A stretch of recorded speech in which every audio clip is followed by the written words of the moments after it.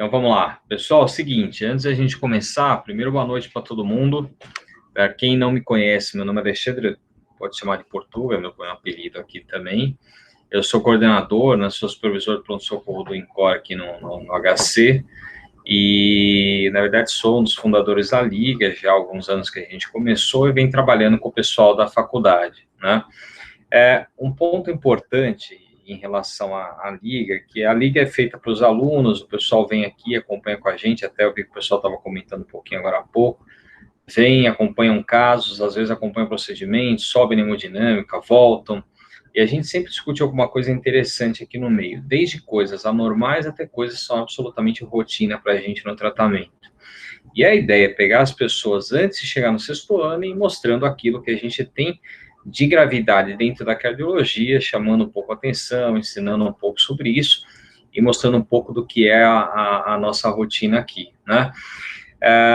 Interessante porque agora a gente está realmente parado, a gente está aguardando uma resposta da faculdade, até se perguntaram, talvez eu saiba quando vai voltar. Infelizmente ainda não sei, mas estou esperando uma resposta da faculdade sobre isso. Também, tomara que volte logo, que a gente quer realmente voltar a trabalhar com vocês aqui, mas ainda a gente tem que ter a segurança para poder voltar com isso.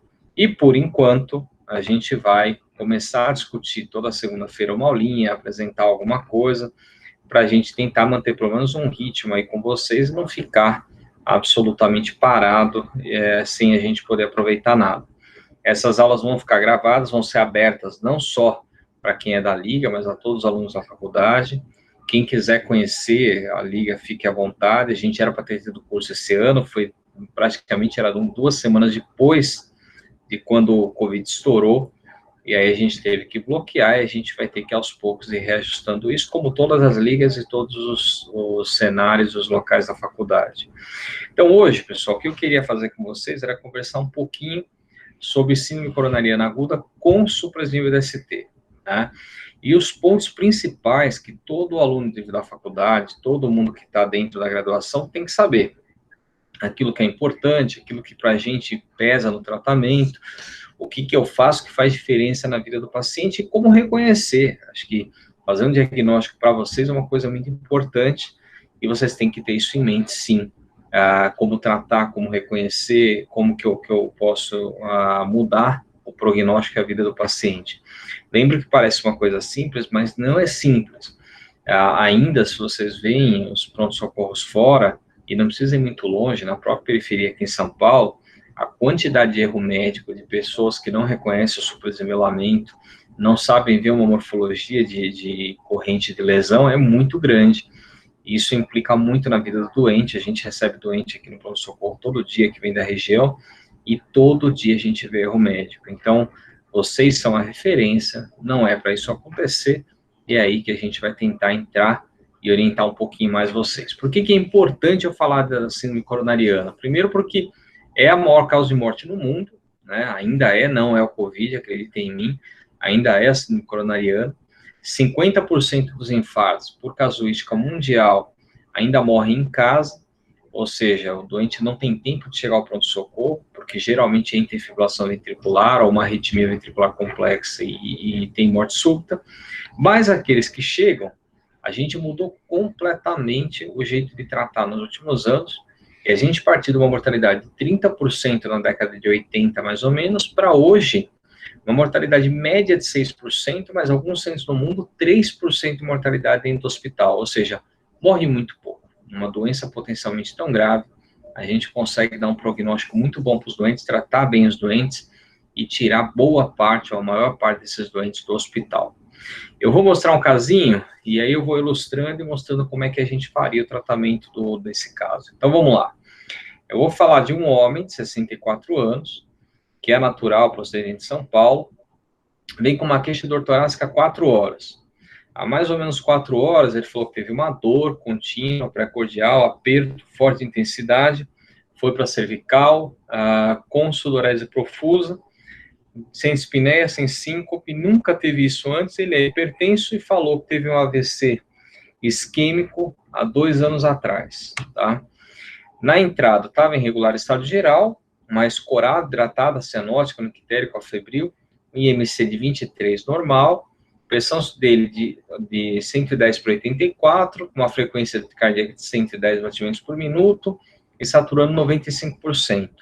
A ausculta cardíaca normal, boa perfusão periférica, tinha murmúrio presente, discreto, estertor crepitante em base bilateral. E o restante do exame clínico absolutamente normal. Isso é interessante, porque quando a gente fala em coronária aguda, pessoal, lembra que 95% das vezes vocês vão ver um exame físico que é normal. Vocês não vão notar nada de muito alterado. A gente sempre procura o quê? Divergência de pulso, divergência de pressão, ausculta de algum sopro, e sinais de má perfusão, de baixo débito. São as coisas importantes na avaliação clínica do doente, para eu pensar ou em diagnóstico diferencial, como uma dissecção de aorta, ou eu ver se esse doente está numa condição clínica hemodinâmica muito ruim, chocado, que eu preciso fazer uma intervenção mais importante, ligar droga vasoativa e assim por diante, né? Ele fez o eletro, pessoal. Aí eu quero ouvir de vocês aí, o que tem nesse eletro? Vamos lá. Podem falar. Vamos lá, então vou ficar esperando aí, hein? O que vocês estão vendo no eletro? Tá bom? E aí? Alguém pode chutar, vamos? Tem um supra de segmento ST de V2 a V5, principalmente. Isso. Na verdade tá fácil, né? Aula infarto com supra. Se vocês falassem que era um infra, eu juro que eu ia ficar bravo com vocês. Mas falando que é supra, vocês acertaram. Vamos lá. Então, pessoal, quando a gente olha um eletro como esse, importante é a gente ver que tem um supradesenvelamento do segmento ST. Para a gente dizer que é um supra, realmente por critério morfológico, tem que ser mais de 1 milímetro, um quadradinho, pelo menos 2 derivações consecutivas numa mesma parede. Então, aqui vocês veem que de V1 até V6, que significa que é a parede anterior extensa ou anterolateral, você tem um supra que começa em V1 e praticamente termina em V6. Concordo que o V5 é mais visível, mas V6 ainda tem um pouquinho, bem discreto, mas tem. Ou seja, é um supra anterior extenso.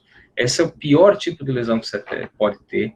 Geralmente, ela tem correlação com o prognóstico. Quanto maior o tamanho, vocês veem que tem um supra razoável, tem correlação com o tempo de evolução, que eu já vou comentar, e o supra é totalmente correlacionado com a artéria que está acometida. Quando você tem um supra anterior extenso, a gente pensa numa descendente anterior, ou ramo interventricular anterior, que é a maior parede do coração, proximal. Então, uma lesão bem proximal, bem precoce, que dá uma gravidade muito grande para o doente. Se tem um doente que no cenário clínico do infarto evolui choque cardiogênico, perde uma massa ventricular muito grande, pode ficar muito mal, é esse doente, esse eletro. Então, quando vocês virem um eletro como esse, o pessoal preocupa, esse é o eletro que eu tenho que sair correndo para tratar o doente, porque se ele não abrir a coronária, se ele realmente não for bem tratado, esse é o doente que pode morrer, pode chocar, e é o cara que acaba evoluindo mal na tua mão. Preste atenção numa coisa interessante. Ele tem onda R na parede toda, né? Então, ele tem essa parte positiva do eletro aqui. Isso significa que ele ainda não fez aquela fibrose, aquela área nativa, onda Q. Ou seja, é um infarto muito agudo, né? Vocês viram pela história, fazia pouco tempo de dor. Então, esse é um infarto bom de tratar. E a gente dá um pouquinho de remédio, a artéria abre, a gente abre a coronária rápido aqui com cateterismo, e o doente mantém o músculo vivo, pelo menos em grande parte. Esse é o doente que responde bem. É o cara que a gente gostaria, sim, que fizesse o tratamento rápido, né? Ele chegou em boa hora para a gente. Se vocês prestarem atenção, ele faz até um infrinha bem discreto aqui na outra parede do coração. Não é que ele tem uma outra lesão nessa parede, isso é uma imagem que a gente chama de espelho, né? Então, você está vendo a imagem anterior soprada, a imagem inferior que está do outro lado, aparece um espelho do infrinha. E perceber que aqui a AVL, que também é a parede lateral, igual vai 5 V6, também está soprado, ó. Se vocês olharem aqui, tem um supinha discreto também, mas tem, né? Então, é um belo de um supra, muito grande, uma grande amplitude, e é evidentemente precoce, não tem onda de fibrose, onda Q, é uma coisa aguda na parede do doente, e que precisa de tratamento rápido, não tenho dúvida. E aí eu faço uma pergunta que eu vou tentando responder agora aos poucos. Transferência ao serviço com hemodinâmica disponível não seria possível antes de 150 minutos, tá? Então, suponho que vocês estão no pronto-socorro fora, menor, vocês acabaram de se formar agora e foram trabalhar. Nesse caso, vocês indicariam trombólise do doente? E se vocês indicassem, o que vocês utilizariam? Pode chutar aí, vai falando A, B, C, o que vocês fariam? Dá uma lida aí e me falem, vamos lá. Vocês acham que não faria trombólise? Acham que faria trombólise? Se fosse fazer, os medicamentos não esquentam, eu vou falar tudo com calma. Mas só para a gente ter uma ideia do que vocês fariam ou não. Ou que vocês já ouviram falar, né? Portugal, aqui no chat estão falando C, D. C, D. É isso. Boa. Tá bom. Se a gente fosse chutar primeiro, pessoal, a trombólise, não tenho dúvida nenhuma. Eu vou chegar lá, mas 150 minutos para a gente abrir a coronária é muito tempo. Não dá tempo para eu esperar isso tudo, porque eu vou perder a parede toda do coração, vou perder o ventrículo do doente, vai acabar evoluindo mal, e eu preciso correr para abrir a coronária. Então, eu preciso fazer aquilo que eu tenho na minha mão. Se eu tenho trombolítico numa situação como essa, vamos trombolizar o doente, né? Não é para ter medo de trombólise. O doente está infartando e está morrendo. A trombólise tem um risco pequeno de sangrar, mas o infarto já está acontecendo. Então, tratem o paciente. Isso é importantíssimo. Tem que tratar o doente naquela hora. O tipo de trombolítico ou não, eu vou comentar, mas preferencialmente a gente usa o oteplase ou a tenecteplase, mas eu já vou comentar com calma. Para a gente poder falar de tratar infarto com supra, pessoal, é importantíssimo, principalmente vocês na graduação, lembrarem de fisiopatologia, né? Então, o infarto, em sua grande maioria, 95% das vezes, ele vem de o quê? Placa aterosclerótica. Então, eu começo a formar, desde que eu nasci, placas ateroscleróticas na coronária, eu vou formando, a placa vai se organizando, e ela tem 3 componentes importantes. Ela tem a inflamação, ela tem a quantidade de gordura e a capa fibrosa, se é grossa, se é fina, o que tem dentro da placa. Quanto mais inflamação, quanto mais gordura, núcleo lipídico, e quanto mais fina for a capa, maior a chance dela ser vulnerável, romper e, de repente, dar o problema. Essa placa pode ir ocluindo cronicamente o vaso e chegar a praticamente ocluir de uma maneira crônica, mas pode acontecer em algum momento, por um estresse, por uma situação inflamatória, essa placa sofreu uma rotura, principalmente em subendotélio, principalmente na borda da placa. Quando ela expõe o subendotélio, que é altamente protrombótico, você tem uma hiperativação numa cascata inflamatória, e você tem ativação plaquetária, trombótica, você começa a agregar plaqueta, você começa a formar trombo, e isso pode levar à oclusão parcial ou oclusão completa do vaso, que pode ocorrer em absolutamente minutos, né? Lembrando que tudo é um grande emaranhado, tanto de plaqueta quanto de trombo. As coisas estão juntas, eles trabalham juntos, não é? Antes a gente ouvia falar muito a trombo branco, vermelho, um é plaqueta, outro é coágulo. É tudo junto, a ativação é conjunta, as vias se imbricam, você forma a plaqueta de um lado, agregado de plaqueta, trombo, e aí você vai progredindo e pode levar à oclusão completa do vaso. O que me preocupa nisso é que tempo é músculo. Então, se eu tenho um vaso ocluído, quanto mais rápido eu tratar, mais músculo eu vou recuperar. Melhor o prognóstico em curto prazo e melhor prognóstico em longo prazo na evolução do doente. Então, vejam que quando eu começo a oclusão, eu tenho uma área isquêmica. Essa área isquêmica, com 20, 40 minutos, eu começo a ter necrose do músculo, começa a formar necrose na borda, ela vai progredindo, a área de isquêmica e de penumbra reduz, ao ponto de que quando desce praticamente 6 horas, eu já queimei boa parte da musculatura, com 24 horas eu perdi praticamente a parede toda, vai tudo virar cicatriz, e nesses momentos, você pensar em abordar e tratar alguma coisa não teria, obviamente, mais sentido nenhum, porque ele já perdeu o que ele tinha que perder de parede. É importante, pessoal, lembrar de quadro clínico, né?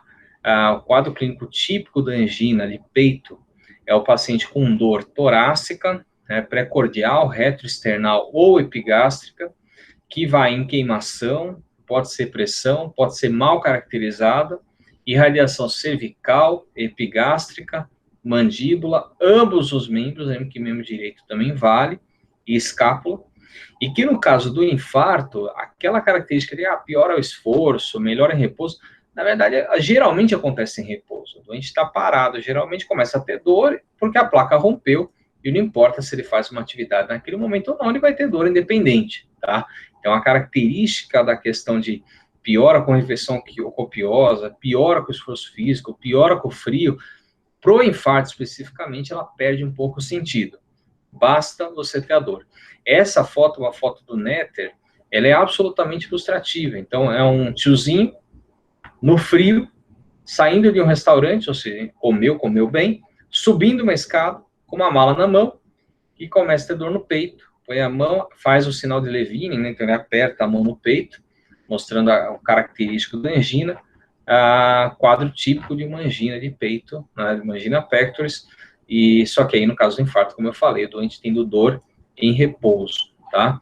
Quando você tem um paciente que você está avaliando numa triagem no pronto-socorro, e o doente fala que está com dor no peito, e você acha que aquilo pode ser angina, imediatamente ele vai para a sala de emergência, ele tem que ser atendido na sala, tá? Ele tem um paciente que pode ser uma besteira, mas ele pode ser potencialmente muito grave, e a gente faz uma coisa que a gente chama de MOVE, então monitorização, oxigênio, acesso venoso. Então, monitorizar, pessoal, é nada mais que botar a monitorização de eletro, pressão e oximetria. Oxigênio, a gente tem indicação de dar só para quem tem saturação de O2 menor que 90% era ambiente, tá? E a gente pega, obviamente, um acesso venoso para poder coletar exame e, se necessário, a gente administrar a medicação. O mais importante em qualquer atendimento de dor torácica é que a gente faça o quê? O eletro rápido. E eletro rápido significa em menos de 10 minutos. O que eu tenho que definir no eletro? Primeiro, o mais importante, você tem um supradesvelamento do segmento ST ou não, que, como eu falei, basta 1 milímetro, 2 derivações consecutivas para a gente identificar. E é altíssima correlação com lesão de parede, lesão transmural, oclusão completa de coronária. Ou, de repente, a gente tem uma alteração um pouco mais leve, um infradesvelamento do segmento ST, que é uma lesão grave, que é um significativo também de uma isquemia subendocárdica, é um doente grave, que tem que ser tratado também, internado, mas eu não estou perdendo a parede completa. Eu não preciso correr desesperado com ele, eu preciso tratar, eu preciso bloquear o sistema, mas no supra é que eu tenho toda essa questão rápida de atendimento, é onde eu não posso de jeito nenhum comer bola com o paciente. Aqui são alguns exemplos de infarto com supra, do eletrocardiograma dos pacientes. Então, lembrando, esse aqui é o supradesvelamento, pessoal. Se vocês olharem, D2 e 3 AVF é parede inferior, tá? Existe uma altíssima correlação do supradesvelamento de parede inferior com coronária direita, né? Assim como a circunflexa, mas mais com a coronária direita. Se vocês repararem, tem um infradesvelamento importante da parede interior, principalmente V1, V2, V3, que geralmente é uma imagem espelho da região dorsal, quando a coronária direita é uma coronária dominante. Então, aqui, provavelmente, é um infarto ínfero-dorsal. Se eu quiser tirar essa dúvida, obrigatoriamente, todo infarto com supra de parede inferior, eu tenho que fazer o quê? V3R, V4R, que são as derivações direitas, e o V7 e V8 são derivações posteriores, que vão me mostrar o que tem atrás e o que tem à direita. E se eu tenho extensão de infarto para outras regiões que não só a parede inferior, como está sendo mostrado aqui. Chama a atenção de novo que não tem onda Q. É um infarto muito inicial, então a onda positiva ainda está muito presente. Tá? Então esse é um infarto hiperagudo. Todos que eu vou mostrar aqui agora são casos aqui do INCOR, tá? Esse aqui é um outro infarto com supra. Fala. A Dani perguntou quanto tempo que demora para aparecer a onda Q. Mais ou menos 4 a 6 horas. Né? Não podem ir questionando direto, que você começa a ter necrose com 4 a 6 horas, 20 minutos a ter necrose, mas para você ter a expressão eletrocardiográfica da necrose, pelo menos 4 a 6 horas de artéria fechada, né? Boa pergunta, Dani, esse outro eletro aqui é um eletro também de infarto com supra. Vejam que, de novo, o infarto com supra anterior é um infarto extenso. Como eu falei, também não tem um DAQ, né? Lembra que eu falei que a amplitude tem correlação com o prognóstico, e quanto maior a amplitude, maior a corrente de lesão. Essa aqui tem uma amplitude altíssima de corrente. E veja como a TD1 e a VL, bem nítido o supradesvelamento que o doente tem, né? Então, é o anterior extenso mesmo, uma DA alta, absolutamente proximal, um infarto bem agudo que a gente está vendo aqui. Esse é outro, né? E agora é interessante, porque se eu falei da corrente de lesão, olha o tamanho dessa corrente de lesão, né? Então, se algum de vocês, um dia trabalhando, comer bola com infarto como esse, eu vou pessoalmente puxar o pé, porque isso aqui não tem cabimento, né? É um infarto com supranível da ST, parede anterior também, veja que pega também V5, né? Pega também a VL, pega a D1, então pega a região lateral, um infarto muito extenso, muito agudo, mais uma vez não tem um daqui nesse infarto, e com uma corrente de lesão absolutamente altíssima, mostrando a gravidade do doente, como isso tem correlação com o prognóstico, e como é um cara para você correr e tentar abrir a coronária o mais rápido possível. Aqui outro, Portugal. Fala. Perguntaram aqui também, você falou que o infra é uma lesão importante, mas não uma emergência. Isso. E os padrões do eletro, tipo Ellens e outros equivalem a isso também? Também. Isso eu ainda vou falar na aula de Sensupra, fica tranquilo, vou mostrar para vocês o que é. Mas o infra, ele geralmente tem a ver com suboclusão na coronária. Então, o infra, o Ellens, eles são suboclusões. Eles são lesões críticas, lesões graves, mas geralmente o vaso está aberto. É diferente da característica do supra. O supra geralmente obviamente, o vaso completamente fechado, né? Aqui, pessoal, só para vocês verem, mais um supraesnivelamento, então parede anterior. Vejam que esse aqui é só anterior, então tem de V1, V2, V3, V4, V5 e V6 deu uma VL não tem nada, né? Então, provavelmente é uma descendente anterior também, mas uma região um pouco mais baixa. É um infarto grave, mas menos grave do que os outros que a gente comentou. Aqui, mais um supraesnivelamento. Esse aqui, pessoal, é um supraesnivelamento parede inferior. Então, veja que tem um supraesnivelamento aqui, está aparecendo nessas regiões, né? É interessante notar uma coisa, tem inferior e V6 tem um supraesnivelamento também. Então, a gente chama isso aqui de inferolateral, por causa do V6. Geralmente, inferolateral não é a coronária direita. Geralmente, inferolateral é a artéria circunflexa que dá essa alteração, tá? A coronária direita dá mais ínfero-dorsal, pega o ventrículo direito, a circunflexa pega a inferior e pode pegar também a parede lateral, que é mais ou menos o que a gente está vendo aqui. Aqui, mais um eletro, né, mais uma alteração para vocês verem. Esse aqui é o infarto com supra parede inferior, tá? Também relativamente agudo, também sem um daqui. Veja que pegou D2, E3, AVF, tá muito claro. Veja que aqui não tem aquela imagem espelho, tá? Então deve ser uma coronária direita, mas não deve ser uma artéria dominante, pelo que a gente está vendo aqui, né? Então, mais clara a parede inferior mesmo. Aqui, não sei se fica... Bom, dá para ver, né? Parede inferior, tem o supraesnivelamento também importante, vejam de novo, esse aqui diferente, olha a imagem espelho aqui, ó, né? Então, provavelmente pegou região dorsal, deve ter uma coronária direita muito grande, dominante, pega toda a porção dorsal do ventrículo esquerdo, né? Mais uma vez, o infarto agudo, tem muito onda R, não tem onda Q. Todos os infartos que eu estou mostrando aqui, infartos muito iniciais, então é aquele eletro clássico do infarto que chega para você, você olha, e não é para ter dúvida, é para você olhar e começar o tratamento imediato do doente e correr para você fazer a terapia o mais rápido possível. Quando a gente fala terapia, pessoal, agora eu vou entrar um pouquinho em tratamento, tá? A gente faz aquele ponto principal que é, primeiro, deixar o doente deitado, monitorizar, dar oxigênio se precisar, pegar um acesso venoso, e eu dei o diagnóstico. Então, fiz o eletrodiagnóstico na minha mão. Quando vocês acabam a faculdade, vocês não vão poder me chamar, ou chamar um colega mais velho, um assistente para olhar, vocês muitas vezes estão sozinhos no plantão. E agora é a hora de você falar como que eu trato esse paciente. Eu digo para vocês que divido em dois pontos. O primeiro é o tratamento do básico do doente. Então, eu pegar e pensar, eu tenho uma placa rota, que está tendo uma cascata de coagulação e de ativação plaquetária muito grande, que eu vou estabilizar essa placa. Primeiro é isso. O segundo é eu pensar, por mais que eu dê remédio para estabilizar a placa, é mais provável que essa placa ainda está ocluindo o vaso. E se eu não abrir, eu posso dar o que for para ele, que eu não vou trazer o doente de volta, não vou melhorar o músculo do paciente, e ele pode até não morrer, pessoal. Mas ele pode ser que fique com uma sequela pro resto da vida. Então, aquele paciente tem uma fração de ejeção hoje normal do ventrículo, sai com 20%, 30% de fração de ejeção e o resto da vida do doente está comprometido, né? Então, tentar tratar esse doente rápido é, sem dúvida, fundamental. Quando a gente fala em tratar, eu tenho duas terapias aqui que eu chamo a atenção. terapêutica anticoagulante e a terapêutica antiplaquetária, tá? Vejam que a mesma figura contempla as duas vias. Por quê? Porque elas vão se imbricar. Uma age no outro lado e a do outro lado age no lado inicial. Então, elas vão estar sempre cruzando. Hoje, a gente tem praticamente medicamentos que agem nas vias todas.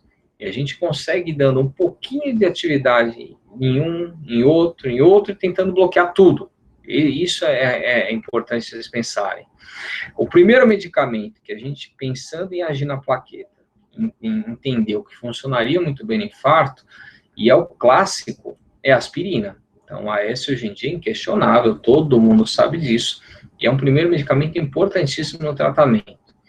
Quando a gente pensa no tratamento da aspirina, pessoal, é um tratamento que, quando a gente fez o primeiro estudo, na década de 80, ele mostrou que isoladamente reduzia a mortalidade no infarto de maneira absurda, podendo chegar a 50% de morte ao infarto, 23% de mortalidade isolada, só de dar AS para o doente. Então, hoje, a gente entende que se o doente, a não ser que o doente tenha uma alergia a AS medonha, todos os pacientes em pronto-socorro com suspeita de coronariopatia aguda, e com ou sem supra, no mínimo 200 a 300 mg de AS para todo mundo. A gente pede para comer, para mastigar, macerado, e engolir o AS, mas, por incrível que pareça, é uma das medidas mais efetivas até hoje do tratamento, mais até do que, às vezes, você pensar em trombolizar o cateterismo. O AS é fundamental, todo mundo recebe. A segunda coisa que a gente viu que funciona muito bem é fazer um duplo bloqueio da plaqueta. Por quê? Porque a plaqueta ela não ativa só da via da ciclooxigenase, ela tem uma via do tromboxano e uma via do ADP. E uma das coisas que a gente descobriu é que essa via do ADP, se a gente bloquear ela junto, eu amplifico o efeito de tratamento e eu reduzo ainda mais a chance desse doente reinfartar, ter AVC e morrer. Que medicamentos agem aí?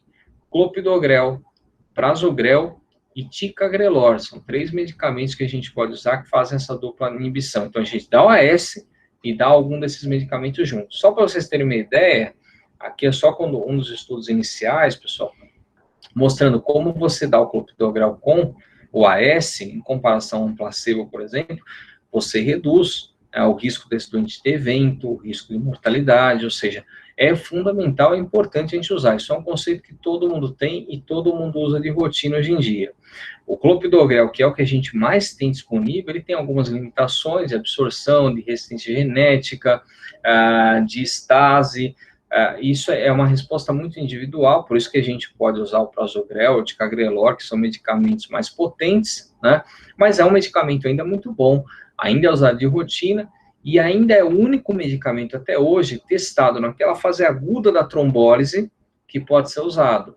Quando eu falo nos outros, na hora que eu faço trombólise no doente, eu não posso estar dando dos outros. Tem que ser obrigatoriamente clopidogrel. Isso é importante, tá?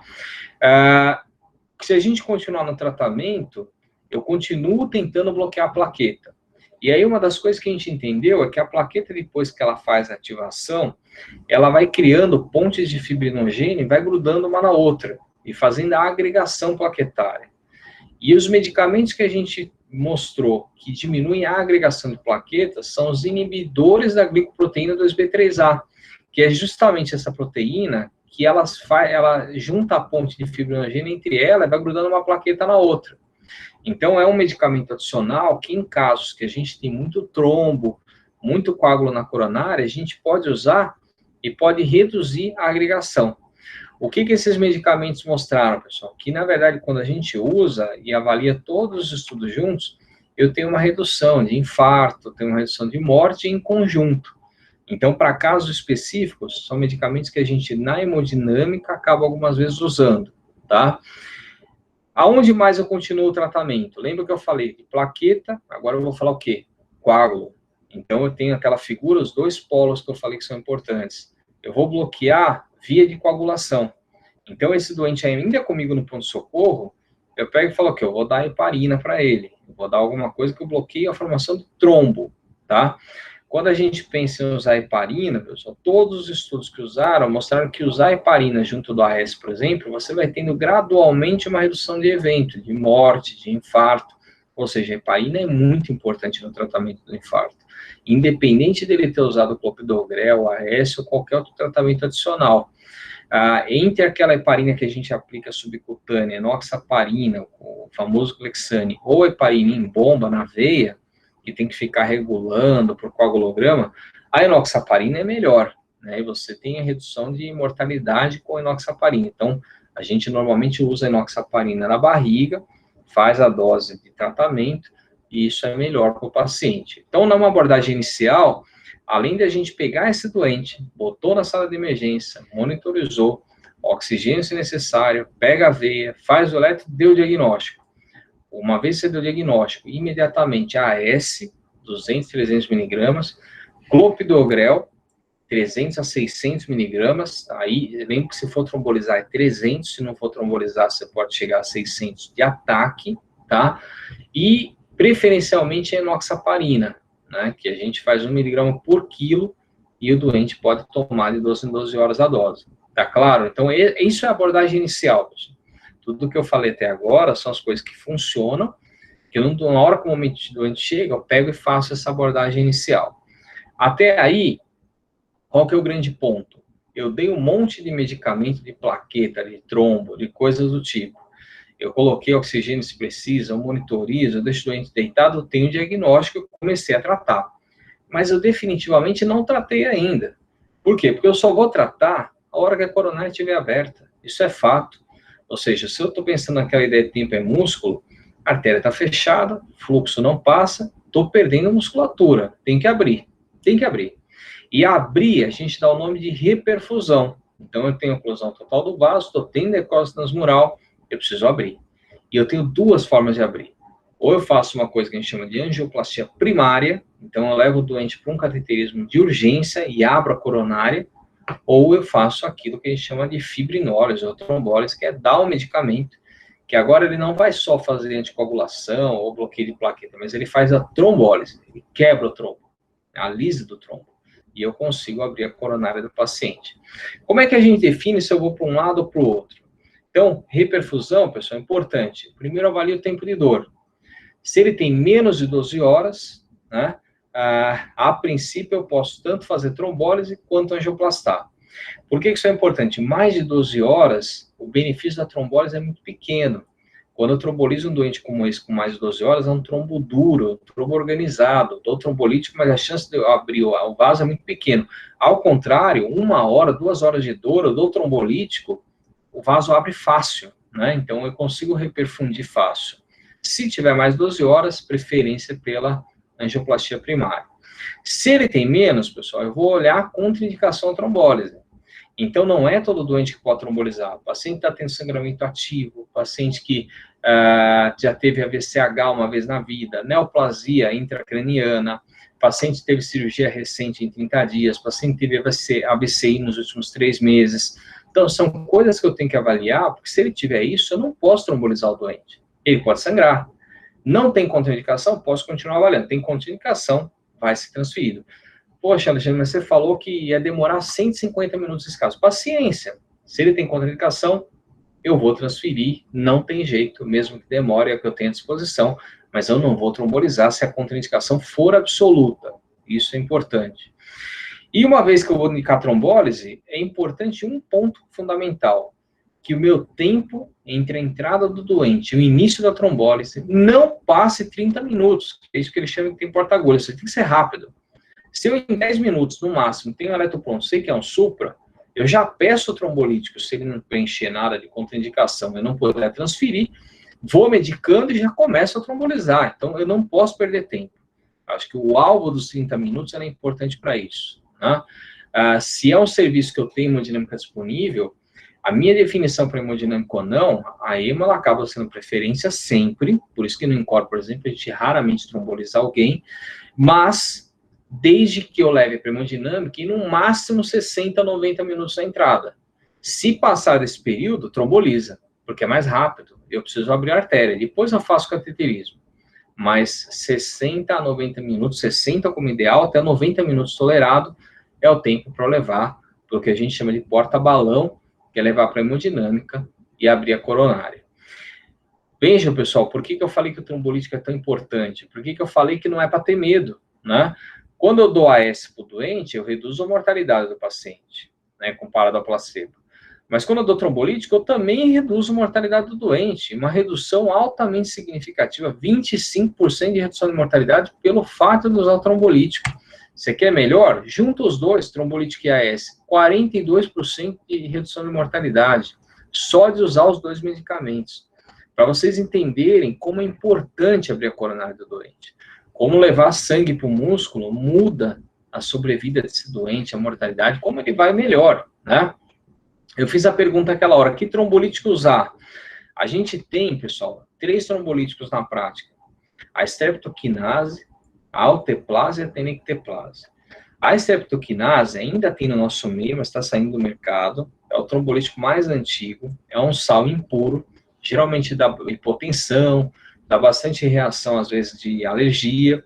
Quando a gente usa streptokinase, a gente sempre pede 2 acessos, fica do lado do doente para ver se ele faz hipotensão, tem algum mal-estar, não tem, acompanha a trombólise toda, porque ele pode ter alguma arritmia, não ter, e aí se nada acontecer, ótimo, né?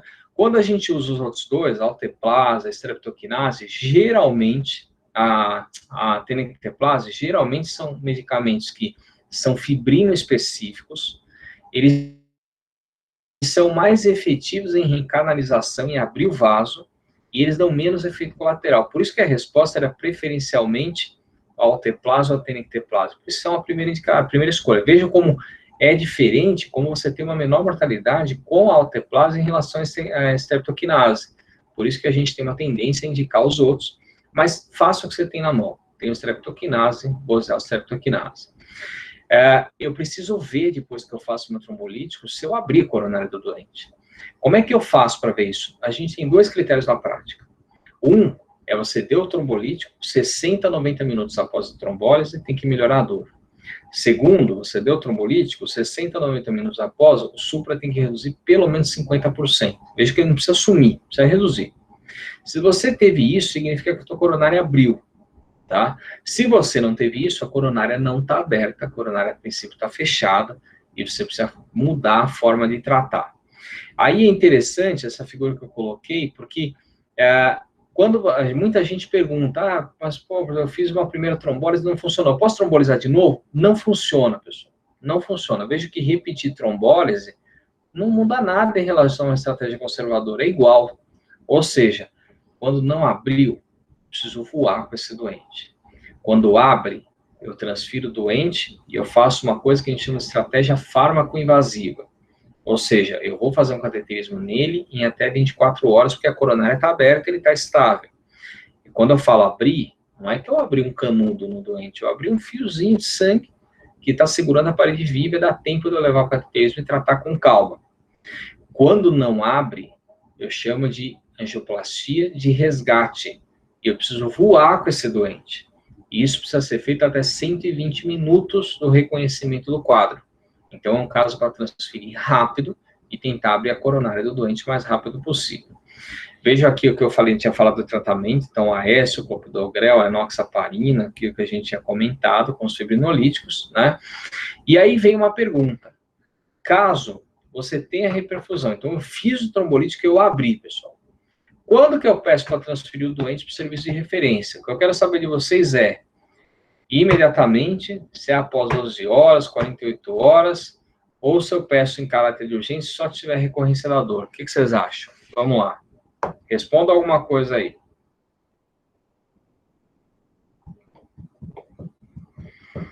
Vai lá, guia aí, o que o pessoal está falando? O pessoal está falando A. Tá bom, vai. Esse foi fácil, né? Devia ter feito uma mais difícil, pô. Imediatamente. Por quê? Por aquilo que eu tinha falado, tá? O pessoal tá bem aí. Primeiro, se tiver fechado, ferrou, tem que correr, resgate, precisa ser imediato. Se tiver aberto, pessoal, eu também preciso transferir rápido. Por quê? Porque é uma coronária, como eu falei, que fica um fiozinho, a placa está instável. Ela pode fechar a qualquer momento, né? Ela pode trombosar de novo. Eu tenho que ter esse doente no centro de hemodinâmica já. Não é para esperar. Lembra quando eu falei estratégia fármaco-invasiva? É fazer o cateterismo em até 24 horas. Ou seja, transfiro o doente logo. Trombolizei, já peço transferência. Eu não preciso ficar esperando para ver o que vai dar, o que não vai dar. Ah, se abrir, vai, não vai. É na hora. É para pedir a transferência. O infarto com supra é aquele caso que a gente nunca vai negar. É um caso importante, é um caso que a gente sabe como faz diferença estar no centro terciário. É o doente que tem que vir para abrir a coronária, e isso é inquestionável. Vejam aqui, esse é, na verdade, a figura da Sociedade Europeia de Cardiologia, que eles deixam muito claro, quer dizer, se você tem um infarto com supra, se você consegue transferir o doente para fazer uma angioplastia direta, você tenta. Se você não consegue, você vai trombolizar o doente, sim, desde que isso aqui respeite o tempo de 120 minutos. Então, vamos trombolizar. Se eu vou trombolizar, tem que ser rápido e ver reperfusão. Se eu vou angioplastar, 90 minutos é o tempo tolerável, tá? E aí eu tenho que levar para a hemodinâmica. Mas tentar levar o doente rápido. Não existe mais você ficar demorando e pedir transferência. Na hora, tá? Suponha que eu estou num lugar que eu tenho angioplastia e que eu tenho serviço de hemodinâmica, ou que esse doente foi transferido para um centro com angioplastia. O que é angioplastia, pessoal? A angioplastia nada mais é do que eu entrar com um catéter, ou radial, ou femoral, normalmente um dos dois acessos, vou até o coração do doente, injeta um pouco de contraste nas duas coronárias, a coronária direita e a coronária esquerda, vejo aonde o doente tem obstrução e a partir daí eu tomo uma conduta de tratamento. A conduta de tratamento de você insuflar o balão, abrir o vaso, esmagar a placa aterosclerótica e, na grande maioria das vezes, colocar um stent em uma malha metálica é que se chama angioplastia. Então, o stent, pessoal, nada mais é do que você entrar no vaso, você coloca o balão onde tem a placa de gordura e insufla o balão e esmaga a placa de balão contra o vaso, restabelecendo o fluxo coronariano do paciente. Normalmente, a gente tem uma malha metálica, que é o stent, que vai ficar armada e que mantém o vaso aberto e a placa estabilizada na parede do vaso. E algumas vezes a gente tem essa malha embebida com um polímero embebido num quimioterápico, que é o que a gente chama de stent farmacológico. Por que isso é importante? Porque o vaso, à medida que você tem um metal lá dentro, ele pode fazer uma hiperplasia, uma reação crônica, né, de você fazer uma cicatriz local, como se fosse uma reação mesmo contra um enxerto. E quando você tem esse medicamento, a chance disso acontecer é absolutamente menor, é muito pequeno que a gente vê. Então, aqui vejo que a gente começou lá na década de 80 a entender o infarto, isso não faz tanto tempo, faz, na verdade, aí, pouco mais de 30 anos. A gente fazia só cateterismo com balonamento, né? Qual que é o problema do balonamento? Ele abre a placa, mas muitas vezes o vaso faz um recoil, a placa fecha, a placa fica rota, pode instabilizar de novo e ocluir.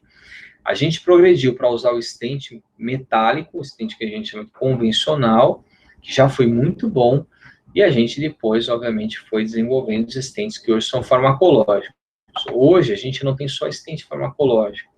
A gente já está testando, isso não serve ainda coronária aguda, não tem ainda no Brasil, mas o stent bioabsorvível, né, que ele entra no vaso, depois de um tempo, um ano, ele é reabsorvido pelo vaso e a gente só fica os dois pontinhos iniciais para saber onde tinha sido colocado o stent. Isso é uma coisa que está em desenvolvimento ainda, está sendo aplicado para coronária crônica, mas ainda protocolo de pesquisa, isso não é uma coisa validada ainda para uso clínico. O que é melhor? Por que a gente falou que primeiro o óleo tem porta-balão? Se ele for pequeno, eu levo a hemodinâmica, se ele for grande, eu faço a trombólise. O melhor, pessoal, ainda é fazer angioplastia. Primeiro porque todo doente que eu trombolizo ou não, ele vai para a angioplastia de todo jeito, ele vai para o cateterismo, não tem como fugir. Segundo, que é um procedimento que acaba tendo um risco menor, você abordar diretamente, colocar o stent, a resolver a vida do paciente. Veja quando você compara a trombólise, que é em vermelho, com a angioplastia, que é em amarelo, em todos os desfechos de morte, choque, reinfarto, em todos a angioplastia tem menos problema e é altamente significativo. Ou seja, a angioplastia é a primeira opção. Se eu tenho, eu faço. Por isso que eu falei aqui do INCOR, os grandes hospitais de São Paulo, Sírio, Einstein, Beneficência Portuguesa, HCOR, todos, a trombólise é sempre a primeira opção.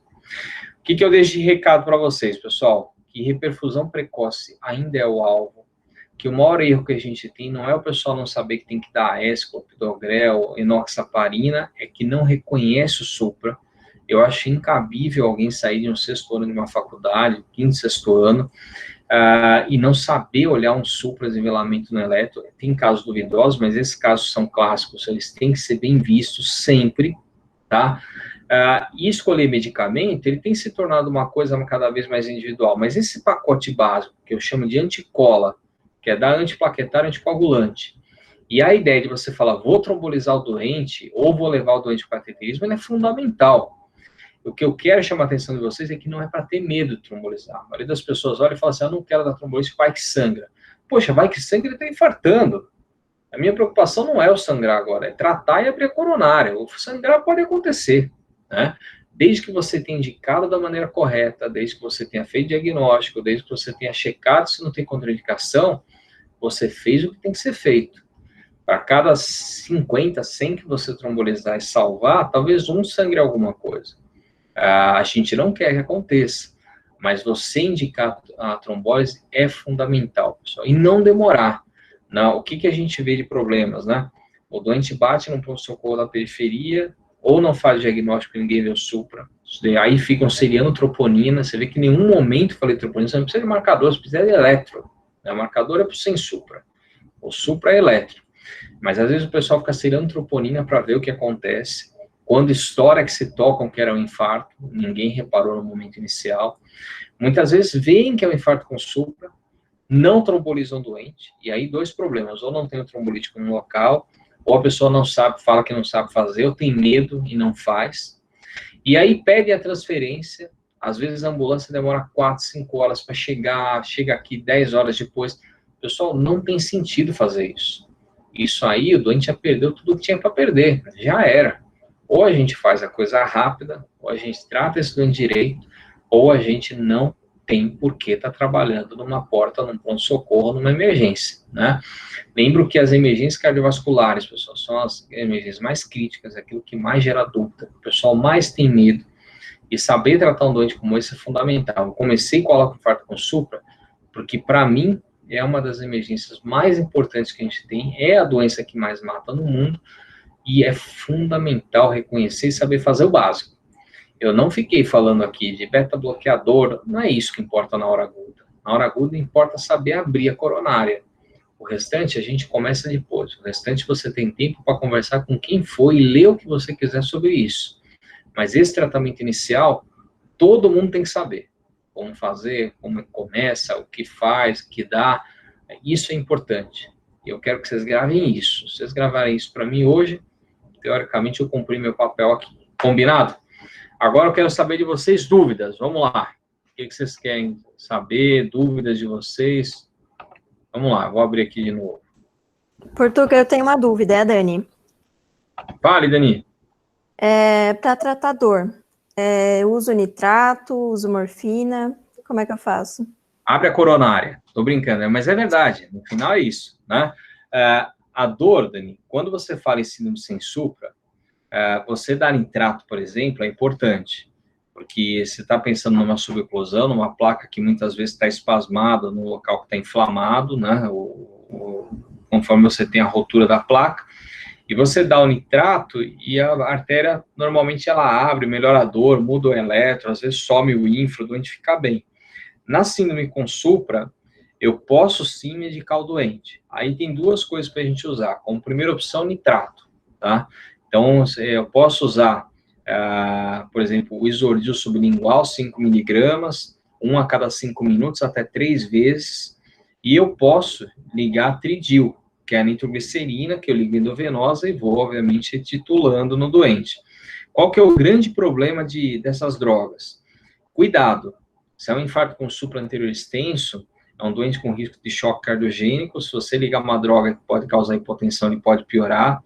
Cuidado, porque doente que usou qualquer inibidor de fosfodiesterase, Viagra, Levitra, Cialis, esses doentes não podem usar Viagra 24 horas, os outros pelo menos 48 horas, não podem usar esse tipo de nitrato, né? Você pode potencializar, gerar uma hipotensão importante.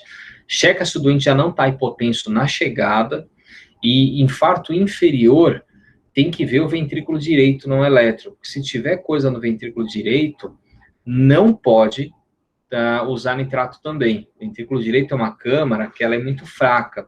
Na hora que ela está isquemiada, ela praticamente não bate. E você precisa de volume chegando para jogar o sangue para frente, fazer coluna de líquido. Se você aumentar a vasodilatação, principalmente a venodilatação, diminui o retorno venoso, o doente vai chocar. Então, só cuidado com esses detalhes. Aí você teria como segunda opção, por exemplo, vou dar morfina. A morfina também faz venodilatação. A gente tem evitado usar morfina nos doentes, porque, primeiro, que tem efeito colateral, às vezes dá náusea, vômito. Segundo, porque tem alguns estudos agora mostrando que morfina dá paresia gástrica e pode diminuir a absorção do clopidogrel e o nível sérico do clopidogrel. Então, é um medicamento que a gente costuma tentar não usar, né? E outra, eu falei brincando no começo, mas é a resposta da tua pergunta. O que vai fazer a dor melhorar? Não é a morfina e nitrato. Se é infarto com supra, o que faz a dor melhorar é abrir a coronária, né? Então, é trombolizar ou levar para a angioplastia primária. Por exemplo, no INCOR aqui, quando chega um infarto com supra, se você me pergunta, você liga nitrato, você dá nitrato, você liga tridil, você faz morfina, eu não faço nada. Porque o doente, em 15 minutos, está subindo para hemodinâmica, né? E eu prefiro não arriscar de gerar uma iatrogenia do que levar e abrir a artéria lá em cima. Eu geralmente converso com o doente, o que eu falo para ele é isso, eu falo, ó, tá doendo, a gente vai levar e vai abrir a coronária lá. E ele já volta tranquilo, porque a coronária abriu, a dor passa e tá tudo tranquilo, né? Que mais? Vamos lá.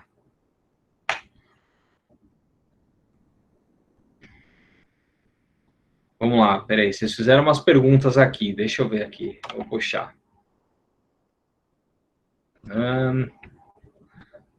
Vamos lá, primeiro, percebi que não foram citadas enzimas cardíacas, peraí, tá na ordem aqui, deixa eu ver.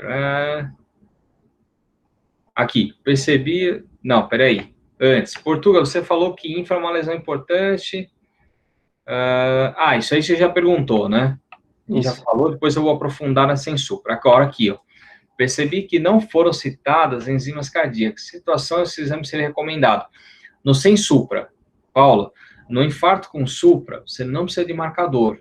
Infarto com supra, você precisa de eletro, tá? Não é para você perder tempo em levar o doente para o cateterismo, fazer uma trombólise esperando o marcador de necrose. Mas o marcador não é importante no supra, até porque o marcador tem uma cinética, né? Que se for uma troponina convencional, às vezes pode demorar 2, 4 horas para subir, e se você ficar esperando, você pode coletar uma primeira troponina com 1 hora, tá negativa, você deixa de tratar o doente, deixa de abrir a coronária. A gente não olha para marcador no infarto com supra. É lógico que você vai dosar o marcador depois, e depois que eu abro a coronária, o marcador cai. É até um sinal de que você teve reperfusão. O pico de marcador que você teve é um sinal da amplitude do infarto que você teve, geralmente está correlacionado com o risco de choque, com o tamanho da perda de fração de ejeção, isso é importante, mas para abordagem inicial para tratamento, marcador a gente não usa. A gente não chama hoje, cuidado mais de enzima cardíaca, é marcador de necrose miocárdica, e marcador de necrose miocárdica, basicamente, tudo que tem diretriz hoje, pessoal, é só troponina, tá? A gente não precisa mais ficar colhendo CKMB dos pacientes, não. Só a troponina já basta, a menos que você não tenha a troponina disponível. Aqui tem uma outra, ó. Portugal, você pode explicar por que algum dos inibidores, P2 e Y12, precisa ter anatomia conhecida para usar? Na verdade, essa questão do inibidor P2 e Y12, inibidor P2 e Y12, pessoal, é a dupla antiagregação. Então, é um medicamento como, por exemplo, clopidogrel, prasugrel e ticagrelor.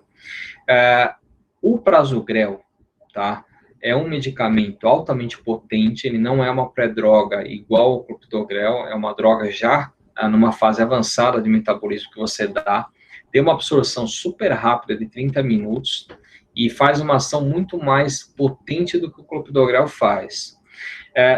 Qual que é o grande ponto? Quando ele foi testado no estudo chamado Triton, em 2007, tá?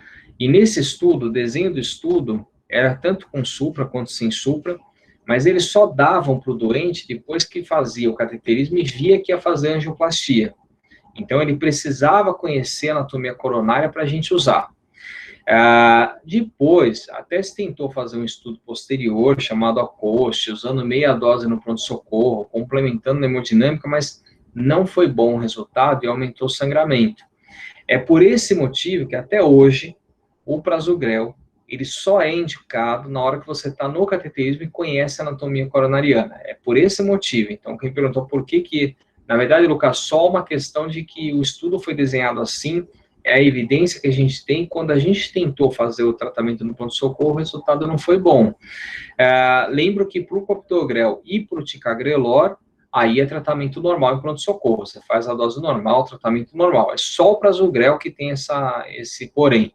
Os outros trata normal, não tem problema nenhum não, tá? Que mais? Vamos lá. Não é possível que ninguém tenha mais dúvida nenhuma. Mais nada, pessoal? Vai, ali, Rafa, nada. Dani, mais nada? Desce um pouquinho o seu chat, Portugal. Isso, acho que mandaram mais algumas. Peraí. Mandaram, aí sim, peraí. Bom, vamos lá. Primeiro, do Vitor. Como fazer o diagnóstico do infarto com supra naqueles cardiopatas com BRE ou BAV prévio? Primeiro, BAV prévio não muda nada, pessoal, tá? BAV prévio você vê infarto normal, não tem problema nenhum. O problema é BRE, tá? Até o BRD, a gente consegue ver o segmento ST e ver se tem supradesenvelamento ou não.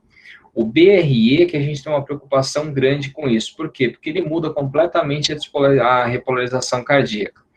Quando a gente tem uma pessoa não experiente, que não é especificamente mega especialista em emergência cardíaca, quando você tem um BRE, que você não sabia que o doente tinha antes, ele tem dor típica no peito, é para você considerar como um supra, e é para você tratar como um supra, tá?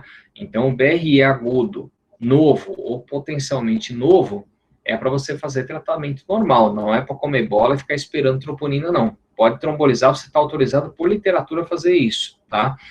Quando a gente tem um pouco mais de experiência, que o BRE ele pode ter algumas características por um critério que a gente chama de critério de Garbosa, que são algumas coisas do infradesvelamento, de ser concordante, discordante, supra maior que 5 milímetros, que se somam pontos para dizer se aquilo pode ser agudo ou não, mas mesmo assim erra.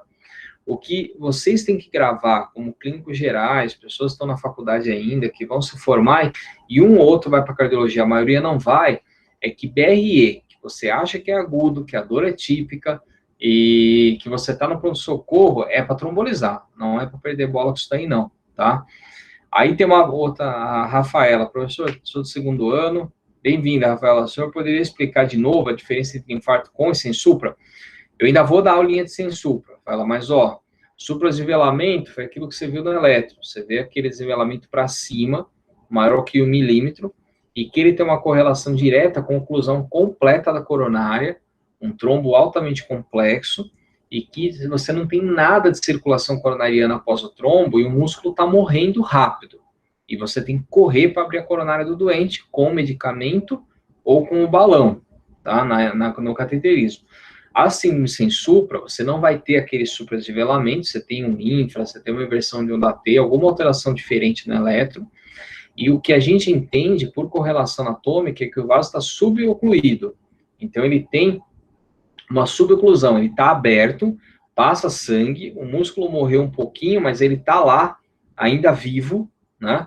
E que você tem que ir lá e acabar de abrir o vaso do doente.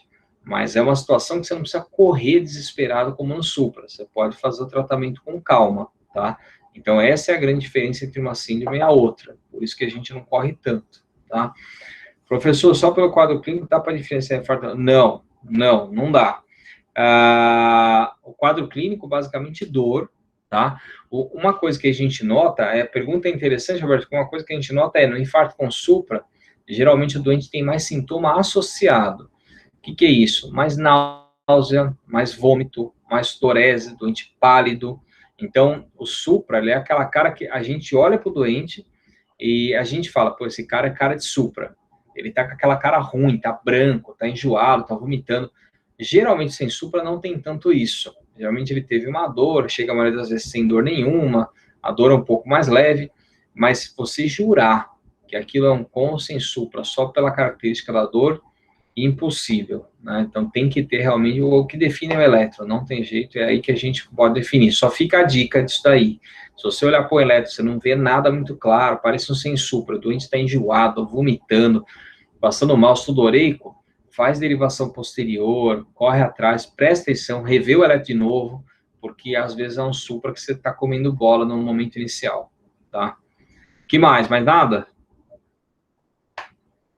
Não?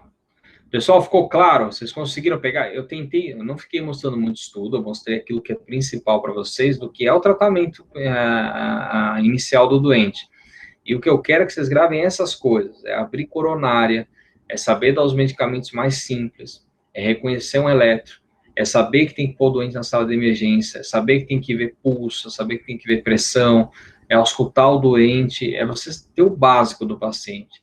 E como tratar. E, de novo, focar nessas coisas que eu falei. Tem que trombolizar o doente quando você não tem cateterismo, que 85% dos hospitais no Brasil não tem, né? Então, você tem que saber trombolizar o doente. Não é para ter medo. E transfere esse doente. Tira a bomba da tua mão. Né? Trombolizou, sai fora.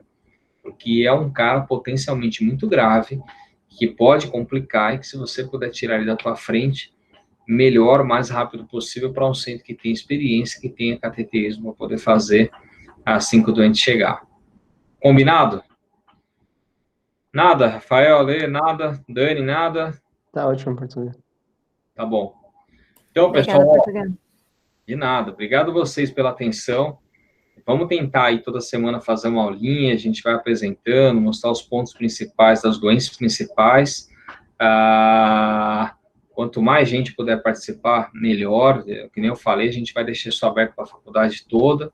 Eu vou tentar focar naquilo que é fundamental, que vocês vão estar vendo mais para frente, quinto, sexto ano, o tempo inteiro. Tá bom? Segunda que vem a gente se encontra de novo aí. Depois a gente combina o horário certinho, a gente vai se encontrar de novo. Fechado? Tá certo. Aí eu mando as informações para vocês nos grupos, igual a gente fez essa semana. Fechado, tá ótimo. Obrigado, pessoal. Mais uma vez. Obrigado, viu, professor? Obrigado, pessoal, Olha. que veio. Espero que vocês tenham gostado. Obrigadão, até mais. Tchau, tchau.